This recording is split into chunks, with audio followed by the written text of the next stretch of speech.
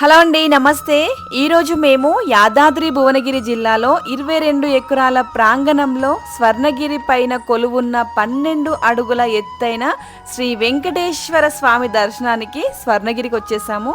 మొట్టమొదట స్వామివారి పాదాలను నమస్కారం చేసుకొని అక్కడి నుండి 108 మెట్లు ఎక్కితే మనం గుట్టపైకి చేరుకుంటాము. గుట్టపైకి చేరుకోగానే మనకు 22 అడుగుల కార్యసిద్ధి హనుమంతుడైతే దర్శనమిస్తాడు. హనుమంతుని దర్శించుకొని రైట్ సైడ్ లో ఉన్న కంచుగంట మోగించి మన కోరికలు చెప్పుకొని వేద పుష్కరిణిలో కొలువై ఉన్న శ్రీ జలనారాయణ స్వామి దగ్గరికి వెళ్ళిపోవాలి.